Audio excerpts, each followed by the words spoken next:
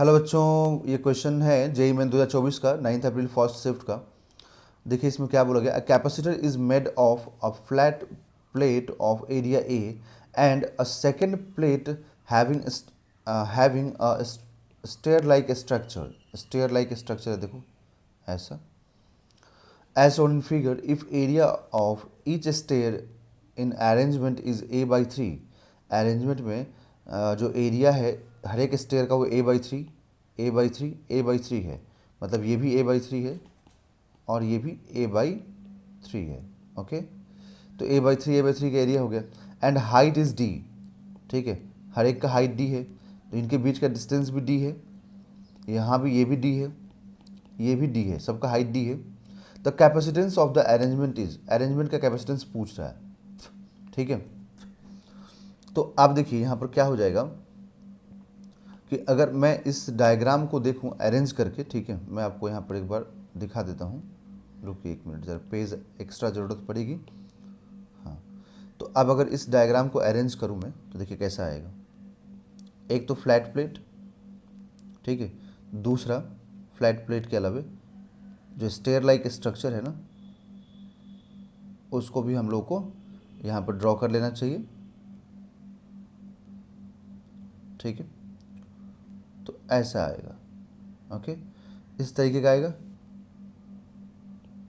तो अब यहाँ से क्या होगा कि मान लीजिए आपने बैटरी का वायर इधर कनेक्ट किया और एक वायर आपको इस पे कनेक्ट किया आपने, तो चार्ज इधर से एंटर करेगा, तो 3 पार्ट में डिवाइड होगा। चार्ज एंटर करेगा तो एक इधर से जा सकता है चार्ज, एक इधर से और एक इधर से। मतलब यहाँ पर हम लोग को देखो ठीक से, तो 3 अरेंजमेंट दिख रहा है कैपेसिटर का, कि एक कैपेसिटर ये हो गया, एक ये हो गया और एक कैपेसिटर ये हो गया, ठीक है। तो कैपेसिटर 1, कैपेसिटर 2, कैपेसिटर 3, ओके, समझ में आया। और तीनों के तीनों कैपेसिटर किस में हो जाएगा, पैरेलल में, ठीक है, तीनों के तीनों के पैरेलल में, क्योंकि यहाँ से चार्ज जब एंटर करेगा 3 पार्ट में डिवाइड हो जाएगा। तो हम लोग क्या लिखेंगे कि पैरेलल में जो इक्विवेलेंट होता है ना, पैरेलल में जो इक्विवेलेंट होता है वो C1 plus C2 plus C3 simply capacitor में रेजिस्टेंस की तरह ऐड करते हैं हम लोग। जैसे रेजिस्टेंस को सीरीज में ऐड करते हैं ना, वैसे ही हम लोग कैपेसिटर को भी यहाँ पे ऐड करते हैं। तो पहले हम लोग C1 कैलकुलेट करें, ठीक है। तो यहाँ पे एरिया कितना है, a/3, तो इसका भी कितना होगा a/3, ठीक है। तो कॉमन एरिया a/3 आया ना, तो आप लिखेंगे a/3 epsilon not by D. तो a/3 का 3 नीचे आ जाएगा डिनोमिनेटर में, तो क्या आएगा a एप्सिलॉन बाई 3d, ठीक है, ओके। अब अगर हम लोग यहाँ पर C2 लिखें, तो C2 क्या लिखेंगे, तो C2 के लिए आप एकदम ध्यान से देखें, तो ये जो C2 वाला पार्ट है ना, ये वाला, ये पूरा, इसका ये डिस्टेंस d है, तो ये भी डिस्टेंस तो d है ना, तो डिस्टेंस कितना हो जाएगा, ट्वाइस d। एरिया कितना रहेगा a/3, तो कॉमन एरिया a/3, तो आप यहाँ पे a/3 तो होगा, मतलब ये पार्ट तो रहेगा, इस सिर्फ d की जगह पे क्या आ जाएगा, ट्वाइस d। तो ट्वाइस d आएगा, तो नीचे में डिनोमिनेटर में क्या बन जाएगा, ट्वाइस d इंटू 3, 6d हो जाएगा।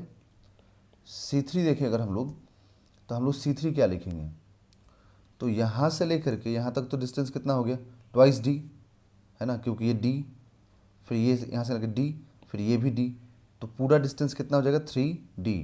और एरिया कितना a/3, तो अब 2d की जगह पे यहाँ पे 3d पुट कीजिए, तो 3 इंटू 3 9 हो जाएगा। तो क्या लिखेंगे हम लोग, a epsilon not divided by 9d। And all जो कैपेसिटेंस हैं ये सभी के सभी पैरेलल में हैं, तो सभी के सभी पैरेलल में हैं, ठीक है। तो आप यहाँ पर ऐड कीजिए a epsilon not by 6d plus a epsilon not by 9d। तो आप यहाँ से 3d कॉमन कर लीजिए, ठीक है, a epsilon not by 3d common कर लीजिए, तो a epsilon not by 3d अगर मैं कॉमन करूँ तो यहाँ पे 1 आएगा, प्लस यहाँ पर 1/2 हो जाएगा, प्लस यहाँ पर 1/3 हो जाएगा। तो अब अगर मैं एलसीएम लूँ, ब्रैकेट के अंदर जो है ना, उसमें अगर मैं एलसीएम कंसिडर करूँ, तो एलसीएम कितना हो जाएगा, एलसीएम हो जाएगा 6, ठीक है। तो 6 प्लस 3 प्लस 2, तो ये आ गया एलसीएम, ठीक है ना, ये आ गया एलसीएम यहाँ पर। तो 6 प्लस 3 प्लस 2 कितना हो जाएगा, 11, है ना।